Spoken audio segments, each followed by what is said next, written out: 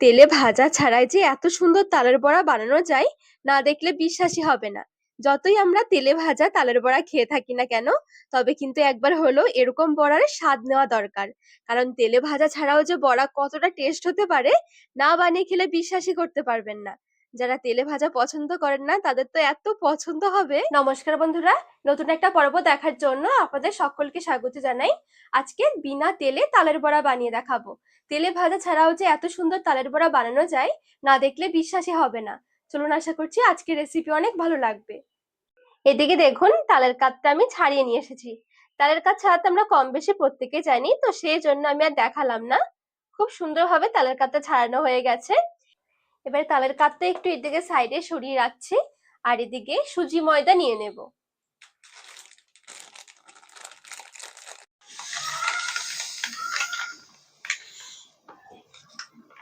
এখানে আমি 150 গ্রাম সুজি নিয়েছি। 200 গ্রাম মতন নিয়ে নিচ্ছি ময়দা। এখানে কিন্তু এই ময়দার পরিবর্তে আটাও নিতে পারেন। আর চিনি দিয়ে দিচ্ছি মোটামুটি 150 গ্রাম। চিনির সাথে বাড়িয়ে কমিয়ে নিতে পারেন। আর 1 মালা দিয়ে দিচ্ছি কোরানো নারকেল। তালের বড়াতে নারকেল না হলে আবার খেতে ভালো লাগে না। এবার এই যে এদিকে তালের কাঠটা এখান থেকে অল্প অল্প করে নেব আর এখানে দিয়ে মেখে নেব।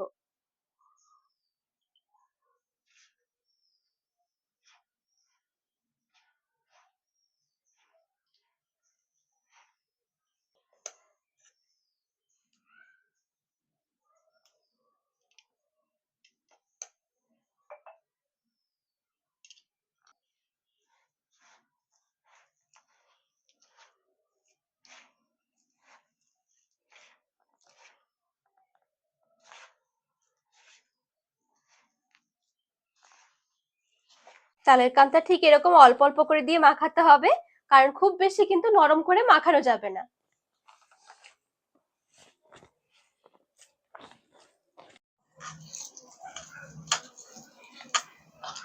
তো এখানে দেখুন, ঠিক এরকম অল্প অল্প করে তালের কাঠ দিয়ে আমি এরকম একটু টাইট করে মেখে নিয়েছি।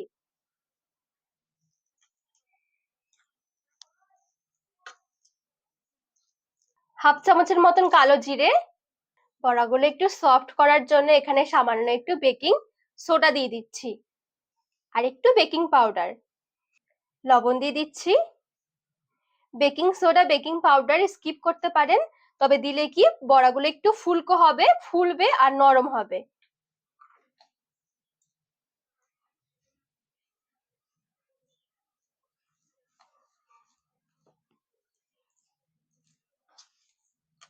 ভালো করে আবারও মেখে নেব।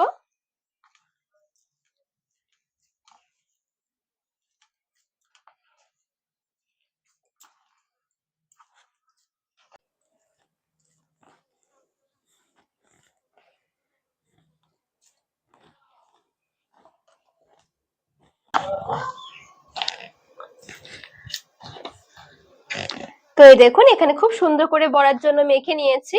নরমালি আমরা যেরকম তেলে ভাজি যে বড়াগুলো, তার জন্য একটু নরম করে মাখাতে হয়, আর এখানে দেখুন আমি একটু টাইট করে মাখিয়েছি। এটাই, আর অন্য কিছু নয়। এই দেখুন কত সুন্দরভাবে বড়াগুলো দেয়া যাচ্ছে।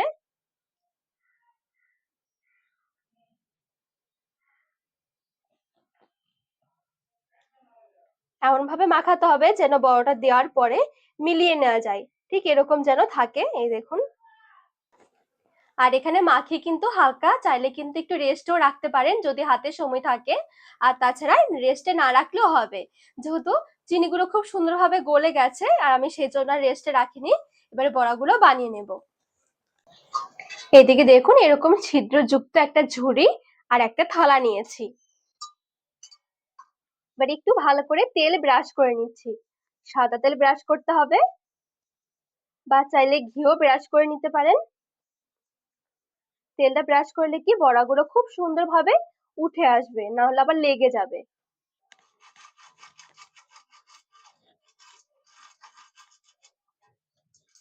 এবারে এখান থেকে নিয়ে বড়ার আকারে দিয়ে দেব।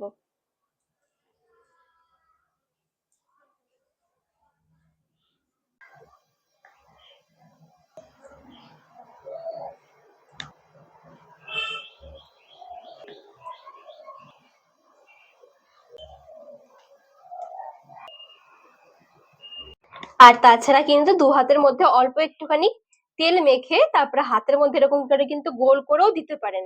এগুলো কি দেখতে একটু বেশি মসৃণ মনে হবে।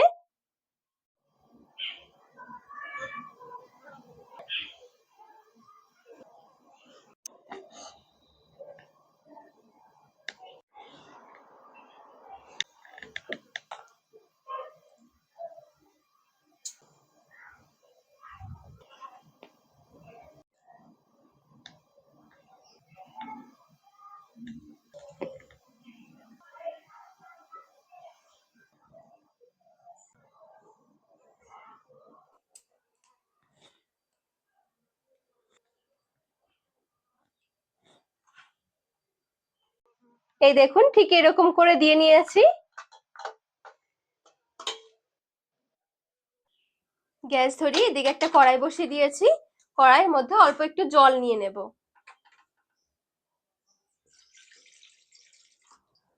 জলটা এখানে হালকা ফুটতে শুরু করে এবারে থালাটা ধরে বসিয়ে দিচ্ছি। ঢাকা দিয়ে দিলাম। 5 মিনিটের জন্য গ্যাসের আঁচটা বাড়িয়ে ঢেকে রেখে দিয়েছি। এবারে ঢাকনা তুলে নেব।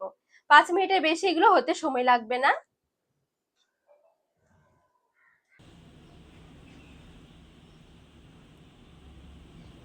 হালকা যখন ঠান্ডা হয়ে যাবে থালা থেকে তুলে নিতে হবে। আর এই দেখুন কত সুন্দরভাবে এগুলো উঠেও যাচ্ছে।